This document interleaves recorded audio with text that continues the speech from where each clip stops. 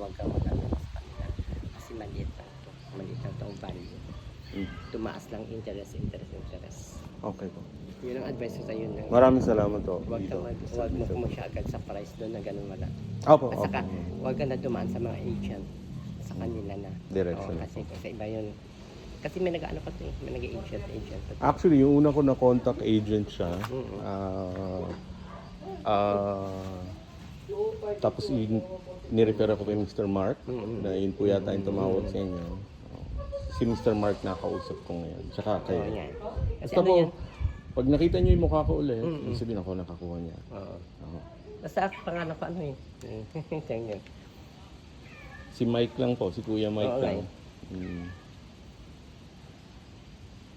Maraming salamat po doon sa tip ninyo. Kasi maggagawa po ako ng offer base doon sa kaya ko. Tsaka doon sa gagawin kong plano. Yan ako pala. Jovito Muñoz. Sige po. Kasi Sige po ha. mayroon Babalikan ko po kayo by Biyernes. Text lang po ako. Textmate po tayo. Hello ma'am. Kamusta po kayo? Ano po nangyari? Tinignan ko na po yung loob. Nakausap na. Opo, titignan ko po. Magkagawa po kami ng pag-uusap. Oo. Sige po ha. Pag ano, sabihin mo. Ay, opo, dati, opo. isabay Dadalhin ko po yung mga anak ko po. Dalawa pong babae anak ko eh.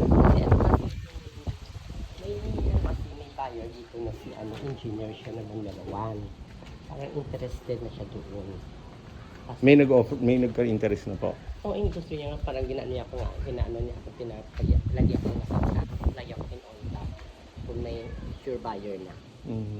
Para daw sabihan siya kasi Oo, kung kaano pero niya. nga, kasi ano eh. Yun ang sabi sa akin na mura yun, kasi 17 daw. So ngayon sabi niya dito, parang bibili na to sana kasi hindi nagasundo ng ito. So 17,000 per square meter sa zonal value. Doon na sa ano pala, Sa munisipyo. Pero ito kasi, panaintindi lang, na mahalan daw siya kasi hindi na, Hindi. hindi naman daw niya gagamitin ng bahay. Lalo na yung alam na hindi na sila kasi na ano siya patayo ayan ng ano, matagal siya sa Saudi na lalaki. Parang mga apartment na papatayo Kaya niya. party yan. Pero ginakabang-abangan niya. Eh, Waiting lang siya kasi. Nakarami rin din taga TS Cruz. Mayaman. Taga Longgo din. Tapos meron din taga Cebu. Mayaman ang lalaki. May construction supply. Nabang-abangan na din. Anak niya taga Lasan. Nagpunta dito yun. Nagustuhan niya. kailan po yun? Nung huling may bumisita dito? Nung mga, ito na isang taon na. Itong taon lang. Itong taon Pero ako yung pinaka-latest po. Latest Ng doon. mga isang buwan. Doon ginawa, doon ginano din nga ako ng daddy niya kasi kinausap ako dito. Ang naman yung taga TS Cruz naman, may mga may siya kasi may mga truck na malalaki. Hindi So siya naka-travel dito. hindi ka makakapag. Pero ang alam ko na antay pa nila yun. Kasi gusto nila yun. Din, Ilonggo din. Taga Eh ako po, dati akong taga Manuela 4E, binenta ko, tapos nasa BF Resort ako. Pero nung nakita ko to, kinonta ko. Pero ako po bahala sa inyo, ha? Ay, hintayin nyo lang po muna, ha? Text tayo, ha? Pero ang alam ko safe dito yun. Yun lang po mahalaga sa akin. Mukha naman. Hindi safe siya saka alam mo kasi ang right of way hindi naman basta hindi ka papasukin. Opo. Ayun nga po, nakita ko nakakapag-deliver. So, dapat kung mahigpit. Hindi naman yun sila kasi minsan, siguro dahil sila, syempre, part nila, family nila eh. Pero wala yun. Ayaw ko lang kasi ang makasabi niyo kanima, kasi sabi ni Marco niya. Oo. Sige po. Ang may-ari mabait naman sila. Mabait. Wala. Kung gano'n, wala naman. Kung hindi sila mabait, dapat hindi ako nagtagal.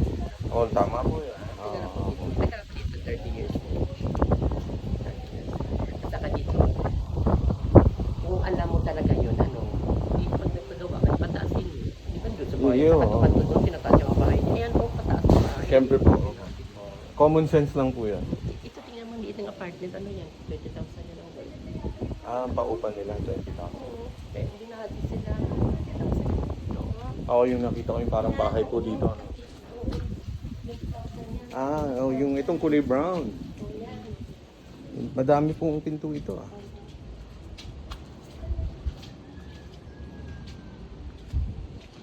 Tatlo.